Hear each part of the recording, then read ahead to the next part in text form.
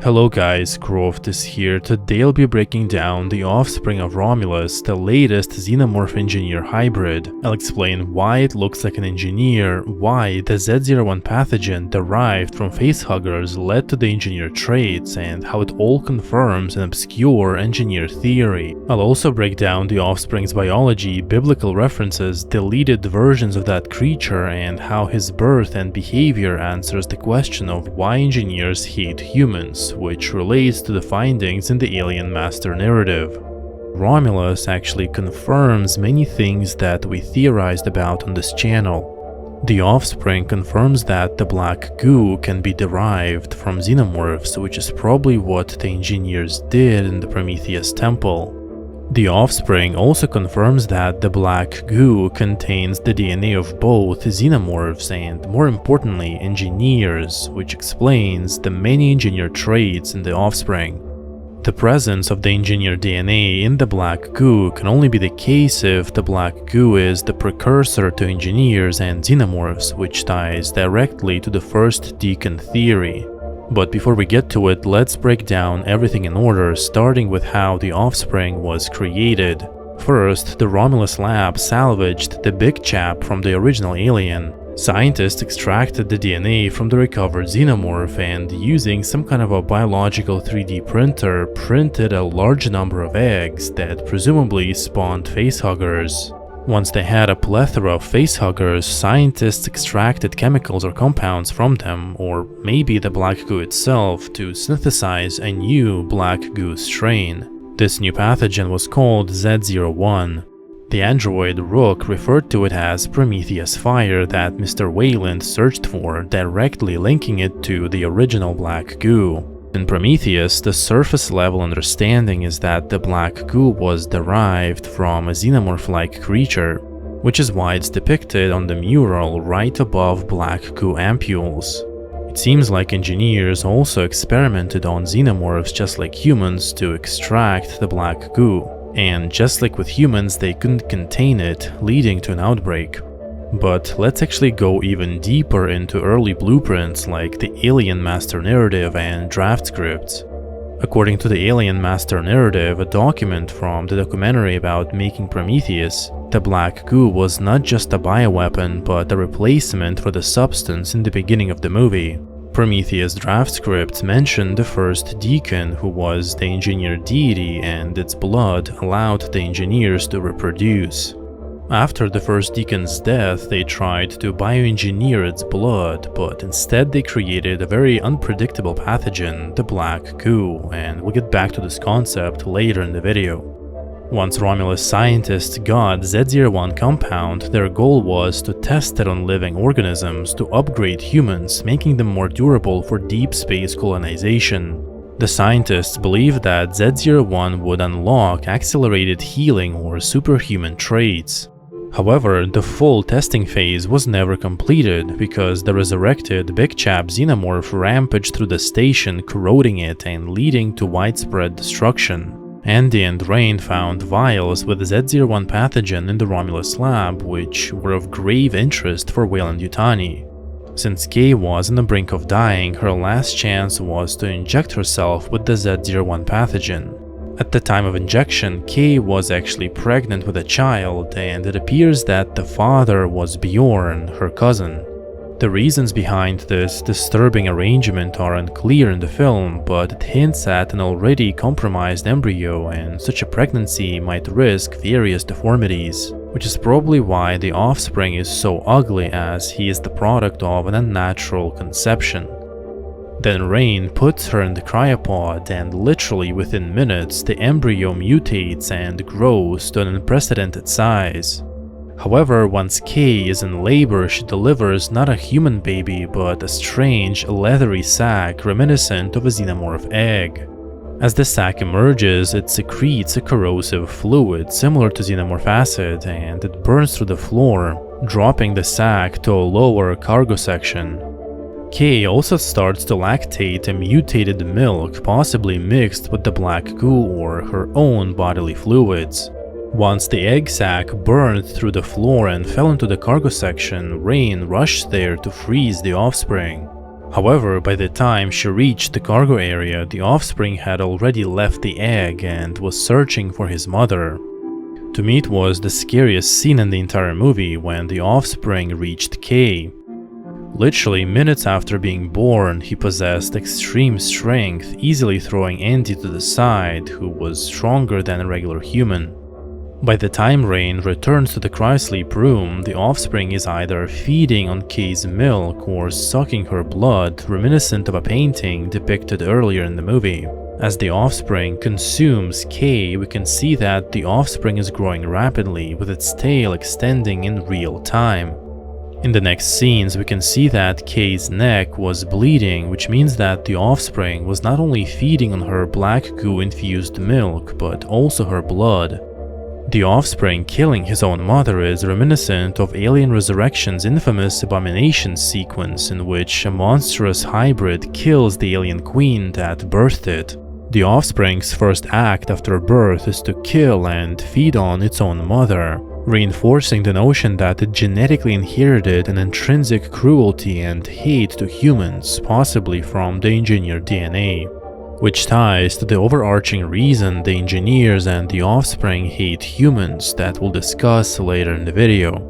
The offspring stands nearly 11 feet tall, bald, pale-skinned, and sprouting an extendable jaw similar to a Xenomorph's inner jaw. The offspring also has structural similarities to the engineers, tall, bald, and with subtle biomechanical textures. But just like the Xenomorphs, it has 6 fingers and a powerful tail. There are also several deleted concepts for the offspring. In one version, the creature mutates further into a xenomorph with a human face that appears to be stretched out and torn, which is really terrifying. Another version features additional growths such as tube-like and tail-like formations, transforming the offspring into an albino xenomorph with a human face. And I believe the striking resemblance between the final design of the creature and the engineers proves the idea that the Z01 pathogen incorporated engineered DNA, resulting in similar features. But this raises a big question: why does the Xenomorph-derived pathogen contain engineered DNA? Which brings us to the next topic, which is the origin of the black goo and the first deacon. In previous films and the extended lore, the black goo was described as these two things: a bioweapon derived from parasitic organisms like deacons or the xenomorphs, or it was a failed attempt to replicate the sacred substance from the beginning of Prometheus that allowed engineers to create new life. So here's the complete mutation chain of the offspring. First, there was the blood of the first deacon in the opening scene of Prometheus. Then a synthesized copy of it in the temple, the black goo, which is a mix of deacon and engineered DNA. The black goo then spawns xenomorphs as seen in Alien Covenant. In reverse, xenomorph facehuggers can then be used to synthesize the Z01 pathogen, a variant of the black goo. And finally, the Z01 pathogen leads to a mix of xenomorph and engineer mutations, resulting in the offspring. Now let's break down each step in detail. Prometheus documentary reveals the Alien Master Narrative, an official blueprint about the mythology of engineers. That document states that somewhere in their history, the engineers abandoned sex and gender and started reproducing using more abstract methods, to the point that they eventually lost their natural ability to reproduce. According to the early draft script, engineers then found a creature called the First Deacon that became their deity, and they portrayed it on the mural. They used its blood to create new life forms, like in the beginning of Prometheus. However, after the First Deacon's blood ran out, engineers tried to recreate it, but they failed. Instead, they produced the black goo, a volatile pathogen that combined Deacon's traits with engineers' genetic code. Because engineers' original intent was to create a substance that allows them to reproduce, their own DNA was obviously encoded into the black goo. Since the Z01 is a copy of the black goo, this would explain why the offspring in Alien Romulus shows predominantly engineer physiology in addition to some xenomorph traits. If the black goo had been purely xenomorph-based, any resulting hybrid would lean heavily toward the xenomorph end of the spectrum, lacking the distinctive engineer appearance. Yet the offspring looks far more engineered than human or xenomorph. This points directly to the black goo's dual nature, part xenomorph, part engineer. And this is actually a huge reveal, since it confirms that the black goo is a failed attempt to reverse engineer the substance from the beginning of the movie.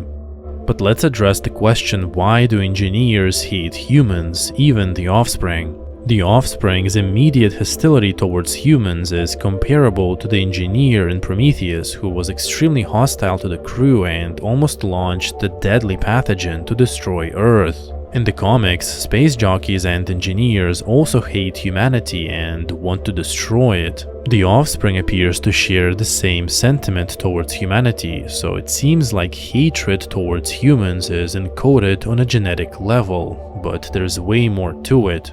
From Ridley Scott's interviews and early scripts, the reason engineers hate humans is because humans are a violent species that constantly wage war against themselves. Because of this violent aspect, engineers considered humans a failed experiment, even though the engineers themselves also appear to be violent. However, this ties to the new theory that I've never mentioned before.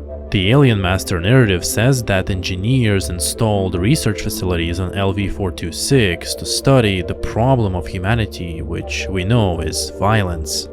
So maybe the engineers' primary goal was to create a life form that would not be violent but peaceful. It seems like the engineers recognized that they themselves were violent and tried to isolate the violent gene from the gene pool, so that life forms they propagate using their own physiology would not be violent but peaceful.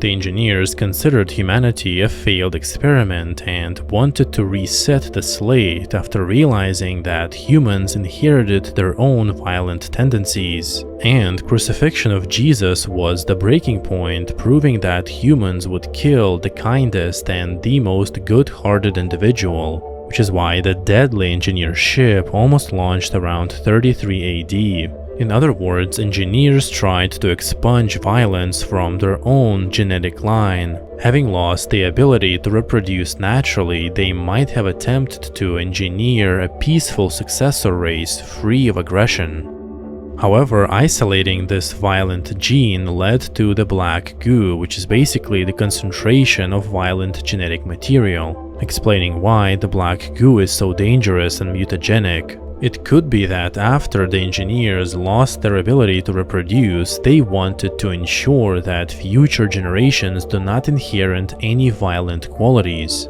which is also a problem humans face considering constant wars throughout history. It appears that the violent gene keeps persisting, creating perpetual conflicts. So it could be that through their experiments, the engineers tried to create a life form that would be non-violent, but unfortunately they failed. Instead of peace, they birthed the black goo, a distilled essence of violence and hyper-evolution. Xenomorphs, as a result, can be seen as the living embodiment of that pure aggression. So Xenomorphs is what happens when you isolate the violent gene and remove everything else, leaving a purely violent creature focused only on destruction, even to its own detriment. Another fascinating angle is that the offspring is a kind of a Nephilim figure. In biblical sources, Nephilims appear as giants, born from the union of angels and human woman. In Romulus we have something similar, an embryonic human child merged with the black goo, whose lineage can be traced back to the engineers.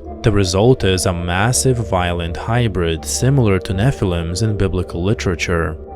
In overall, one of the biggest takeaways from Alien Romulus is that the movie cements that the black goo is far more than a simple weapon derived from xenomorph biology.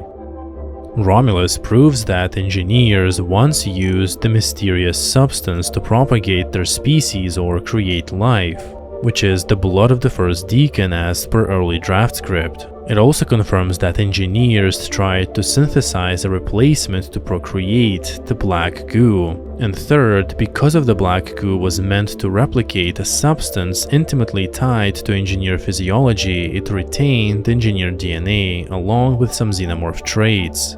One of the reasons the black goo effects are so confusing and unpredictable is because everything is a copy of a copy. First there was the first deacon's blood, the pure substance enabling engineer reproduction in the earlier times. Then there was the black goo, a flawed synthetic copy of the deacon's blood, retaining engineer DNA but also volatile xenomorph traits. Then Alien Romulus introduces Z01, a copy of the original substance, an even further degraded version of the black goo that is now spliced and refined by human scientists.